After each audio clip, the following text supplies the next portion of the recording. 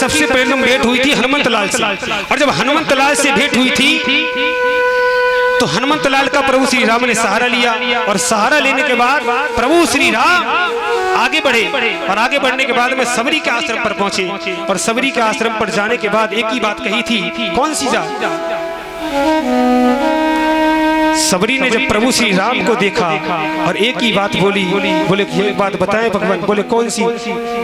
बोले जब से मैंने जन्म लिया है और तब से लेकर के आज तक केवल ये रास्ता मैं इसलिए गुहारती हूँ कि तुम्हारा इंतजार मुझे रहता है कि कब तुम आओगे, और प्रभु आज तुम आ गए मेरी कुटिया पर, मैं बड़ा धन्य हो गया, मैं बड़ा सफल हो गया।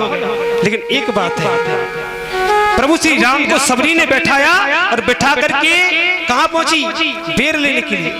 उस बेर को लाई और पहले खुद खाए, फिर राम जी को खिलावे, फिर लखनलाल को खिलावे, लेकिन लखनलाल बेर नहीं खाते हैं, दोनों हाथों से पकड़ा और पीछे फेंक देते। लेकिन महाराज जो सबरी के द्वारा दिए गए जो बेर थे ना, सबरी के द्वारा दिए गए जो बेर थे, प्रभु श्री राम ने तो खा लिए, लेकिन लखनलाल को वो फिर भी खाने पड़े, फिर भी खाने पड़े। मेघनाथ के साथ में युद्ध हो रहा था, मेघनाथ के साथ युद्ध हो रहा था, लक्ष्मण शक्ति का आह्वान हुआ, लक्ष्मण शक्ति लगी, उसी के रूप में दोबारा फिर खाए। जाते तो पहले ही खा लेते महाराज, तो काहे जाते हैं, कछु ना होता। बोले गोविंद भगवान की जय, जय श्री राधे श्याम। और जब युद्ध की तैयारी चल रही थी ना, सूक्ष्म में कहूंगा, बहुत जरा गौर करें।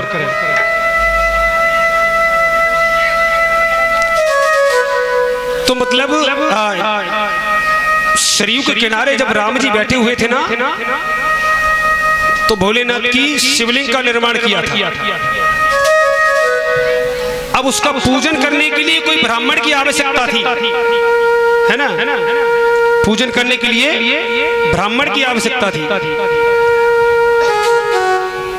अब ब्राह्मण आवे कहां से?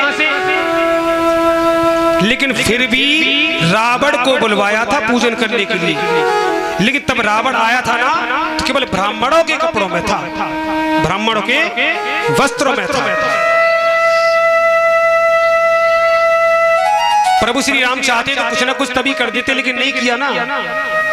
और जब रावण ब्राह्मण के वस्त्र में उसका शिवलिंग का पूजन करने के लिए प्रभु श्री राम ने आमंत्रित किया था, तब आया था ना, तो उसके मन में कोई छल कपट नहीं था, पूजन करके घर चला गया।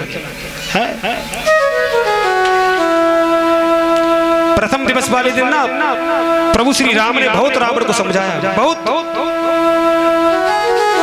लेकिन समझ में आवे तब ना। बहुत समझाने के बाद भगवान फिर भी समझ में नहीं आया। मन में सोच रहे थे, राम जी ने एक ही बात कही, बोले सुनिए सुनिए, तुम्हारी समझ में नहीं आ रहा तो मत आओ, तुम्हारा मन कर रहा है हमसे युद्ध करने का तो कीजिए। महाराज युद्ध प्रारंभ हुआ है, सत्य की हमेशा जीत होती है और जीती हुई।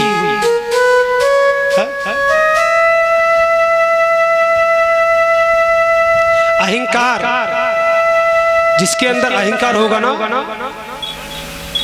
उसका महाराज जल्दी विनाश होगा। जिसके अंदर मद होगा, अहंकार होगा, उसके अंदर उसका विनाश जल्दी होगा। प्रभु श्री राम ने रावण को बहुत समझाया था, लेकिन रावण के अंदर अहंकार था, हैं? राम जी ने तो ये भी कहा था, बोले सुनिए, आप प्रेम से जानकी जी को वापस दे दीजिए, मैं आपसे कुछ नहीं कहूंगा। लेकिन नहीं, उसको अहंकार था ना, और अहंकार वालों के लिए तो भगवान भी नहीं छोड़ता है, तो अपन लोग तो है क्या चीज है? भगवान खुद देखता है ऊपर से कि सही क्या है और गलत क्या है, और सबसे पहले तो मद वालों को देखता है, अहंकार वालों को। राम जी का कहना रावण ने नहीं माना, रावण को अहंकार था। युद्ध हुआ, समापन की ओर चला, लेकिन सबसे बड़ी बात क्या थी? राम जी को मालूम था कि रावण कभी बुरा नहीं कर सकता है और नहीं बुरा चाह सकता है? परम भक्त था, और भगवान हुआ ऐसा ही, ऐसा ही हुआ।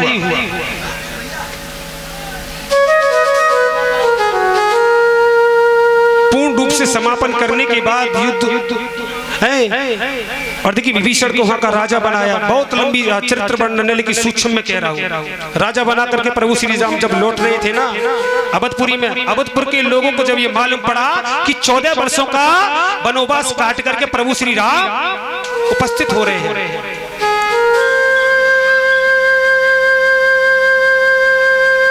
जय जय जय, क्या बात है।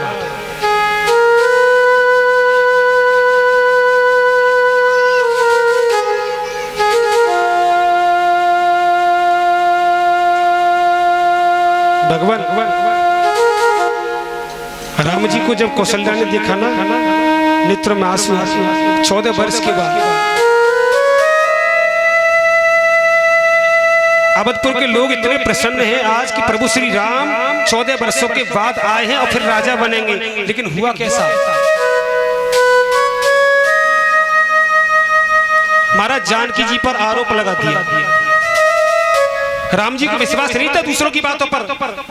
प्रभु जी सोच रहे थे कि पहले मैं देखूंगा उसके बाद देखूंगा क्या होगा।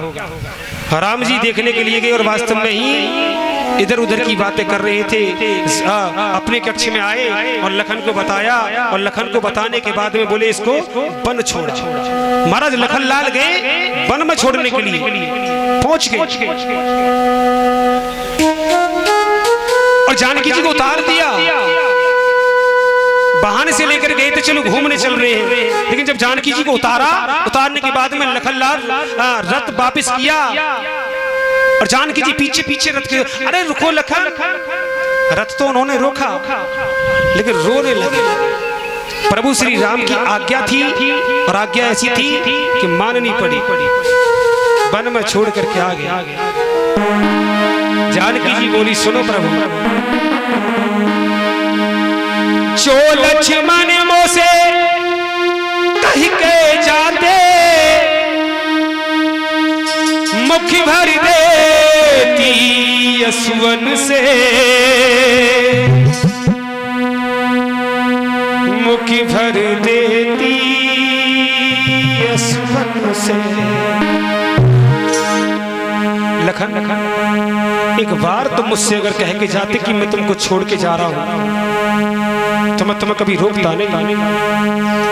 एक बार तुम मुझसे कह देते कि तुमको वन में ही रहना है तो मैं तुमसे कभी मना नहीं करती, लेकिन कह के तो जाते। जो लक्ष्मण मोसे कही के जाते, मुख भर देती यशवन से, मुख भर देती यशवन से। छोड़ा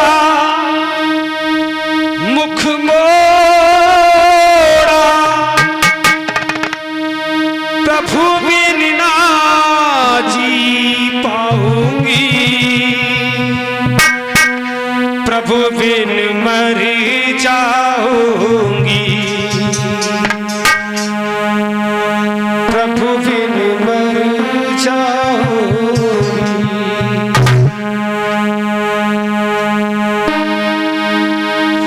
बनी खड़ में रो है सिया, बनी खड़ में रो है सिया, तुमने मुझको खुद दे दिया, प्रभु ने मुझको खुद छोड़ दिया। हो पिया, हो पिया, हो पिया, हो पिया, हो पिया, प्रभु ने मुझको क्यों छोड़ दिया, प्रभु ने मुझको छोड़ दिया।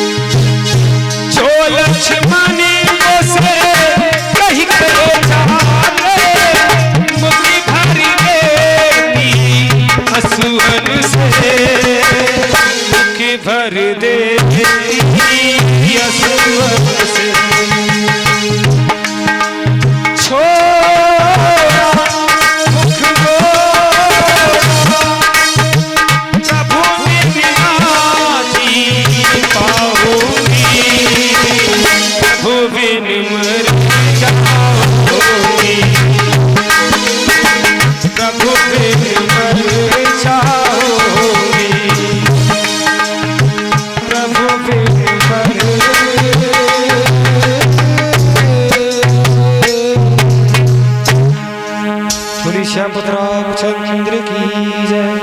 जय जय श्री राधेश्याम।